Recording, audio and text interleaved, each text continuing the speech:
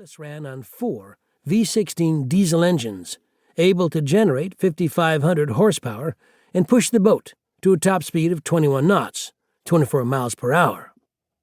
2 auxiliary generators and 4 electric motors could produce 2,740 horsepower while submerged. These, driven by 2 massive 126-cell batteries maintained by McLeese and his fellow electricians. At 2-knot speed, Squalus could operate up to 48 hours on battery power. At full 8.75 knots submerged speed, these batteries would be depleted in just over an hour. McLeese could hear the high-pressure air system as men in the control room tried to expel water ballast to bring Squalus back to the surface, but she continued to settle stern first. It was a losing battle, he remembered. McLeese and others struggled to maintain footing against the sharp up angle until his submarine nestled upright on the ocean floor.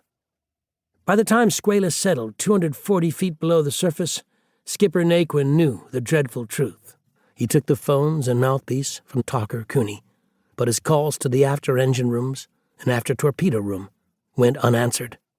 26 of his officers and men in the after half of his submarine had drowned. 32 officers and men, plus 1 civilian observer, remained alive from the control room up to the forward torpedo room. As commander of the vessel, Naquin decided it was paramount to work on saving the other half of his men. Only 1 man mentioned the people aft, and I shut that off real fast, Naquin later related. If 1 or 2 men had panicked, the whole thing might have gone up in smoke. The fight to survive and return to the surface was just beginning.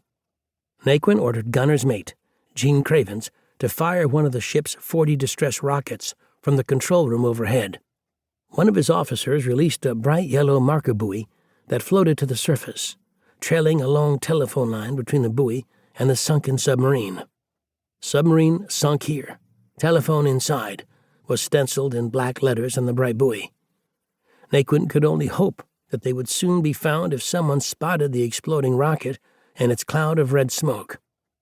As fate would have it, good fortune would shortly arrive in the form of the sister submarine of Squalus, USS Sculpin, SS-191.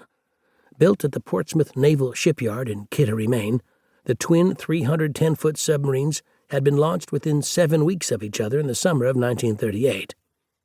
Both were Sargo-class boats, built with 7 watertight compartments in addition to their conning towers.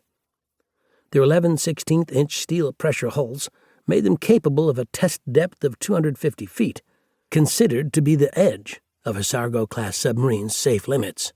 This test depth was 50 feet deeper than the rating of the older S-class U.S. submarines, but 250 feet was a depth that many Sargo-class boats would greatly exceed in times of duress, such as during enemy depth charge counterattacks.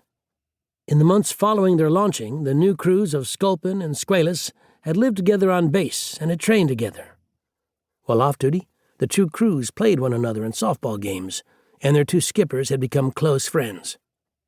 Within 2 hours of Squalus failing to return to the surface from her dive, Sculpin skipper, Lieutenant Warren Wilkin, was directed to proceed to the location and conduct a search. Around 12:45, as Sculpin neared the site, one of her officers spotted a distress rocket fired from the sunken vessel. Wilkin conned his boat toward the emergency telephone buoy and dropped anchor as his sailors pulled it on board. In Squalus's forward torpedo room, Lenny de Medeiros, a muscular torpedo man 3rd class, TM3C of Portuguese descent, had closed the watertight door to his compartment once his submarine began flooding. During the hours that followed, he worried about the fate of 2 of his close friends, electricians mates Lloyd Mannis and Jerry McLeese. De Medeiros spent the next hours standing watch on the marker buoy telephone line. He and others had raised spirits as they heard the propellers of Sculpin arrive, 243 feet overhead, and halt. Lieutenant Wilkin took the emergency phone and made a call. De Medeiros heard his voice clearly. "Hello, Squalus, this is Sculpin. What's your trouble?" De Medeiros handed the headset to Lieutenant John Nichols, who quickly relayed the disaster and the flooding on his submarine. Nichols then handed the headset to his skipper, Oliver Naquin, so he could speak with his fellow commander, Wilkin. "Hello, Wilkie," he greeted him. Naquin quickly stated that he believed a rescue diver could...